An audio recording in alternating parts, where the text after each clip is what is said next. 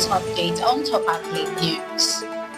Headlines take us from courtrooms in Lusaka to cricket at Lords, from blueberry farms in Zimbabwe to contested borders in the Horn of Africa. Each story matters because together they reveal the fragile lines between power, survival, and pride. Let's get into it. Zambia jails ex-foreign minister for corruption. Zimbabwe secures deal to export blueberries to China. Kenya to repay Chinese debt in Yuan. Mali sues Algeria at World Court over drone downing.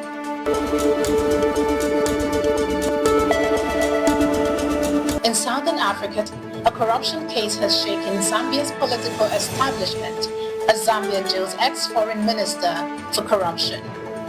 Former Zambian Foreign Minister Joseph Malanji has been sentenced to 4 years in prison with hard labor after being convicted of acquiring luxury properties and helicopters suspected to be proceeds of crime, while ex-Treasury Secretary Fred Sinyamba received 3 years for mismanaging $8 million in state funds. The convictions mark the highest profile fallout from Edgar Lungu's former government.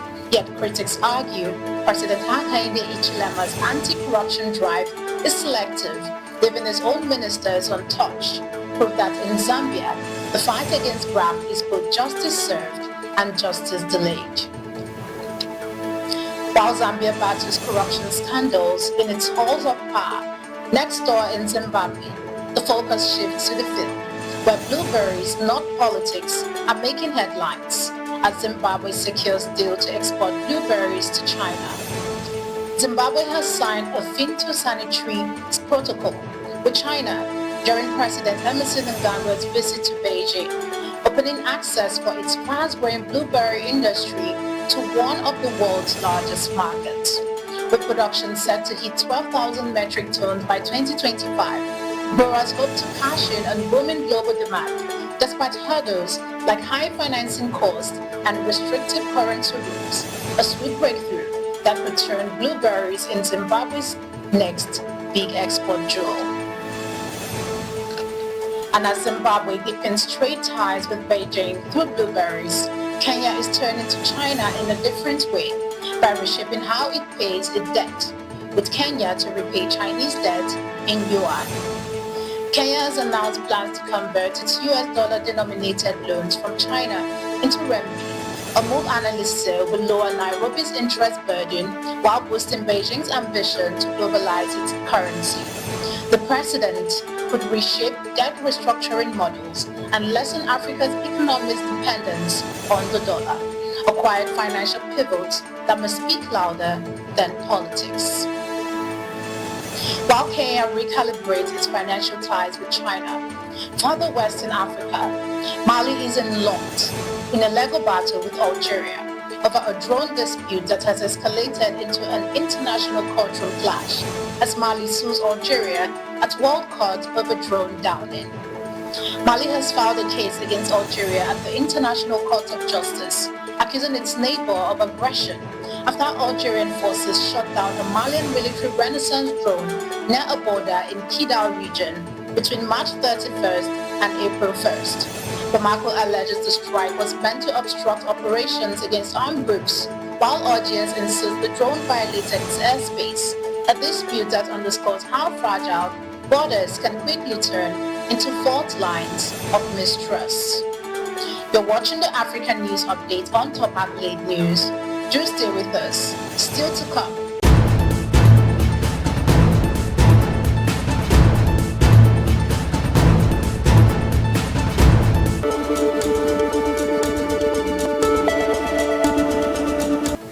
Thanks for staying with us. Staying with regional tensions in the Horn of Africa, Eritrea is pushing back hard against Ethiopia's renewed claims over Red Sea access, as Eritrea rebukes Ethiopia over Red Sea comments. Eritrea's information minister has accused Ethiopian officials of reckless Sambo wrangling after Major General Teshome Gemechu and Prime Minister Abiy Ahmed reignited claims over access to the Red Sea, questioning Eritrea's sovereignty and the legitimacy of the 1993 referendum. Yemeni dismissed the argument as baseless distortion of history, warning against rising hostility, a reminder that in the Horn of Africa, old borders can never far from new battles.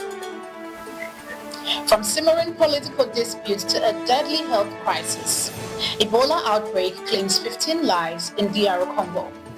At least 15 people, including 4 health workers, have died in the Democratic Republic of Congo following a new Ebola outbreak confirmed in Kasai province, with 28 suspected cases and a deadly virus strain identified.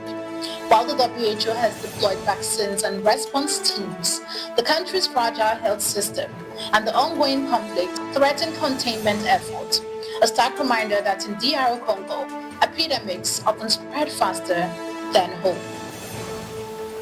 In Ghana, the focus shifts to culture, where Kofi Adjololo calls for recognition of Ghana's role in African cinema.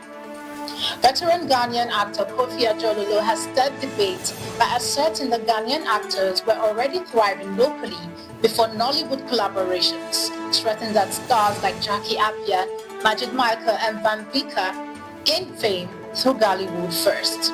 While acknowledging Nigeria's business acumen, he argued Ghana deserves recognition for nurturing its own talent, a reminder that behind every global star lies a home industry that leads the spark.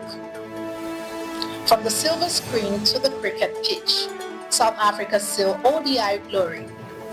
South Africa clinched a 5-run victory at Lord's to seal the 3-match ODI series 2-0 with standout performances.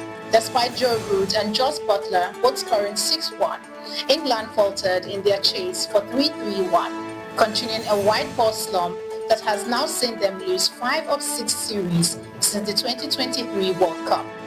England, once fed battling power, is flickering like a dying flame. From politics to cricket, from epidemics to cinema, tonight's stories carry one truth: nations rise and stumble, not just on power or wealth, but on the choices they make when tested. That is the measure we'll keep watching. I am Ojoromi Okocha, and this has been the African News Update on Top Agli News.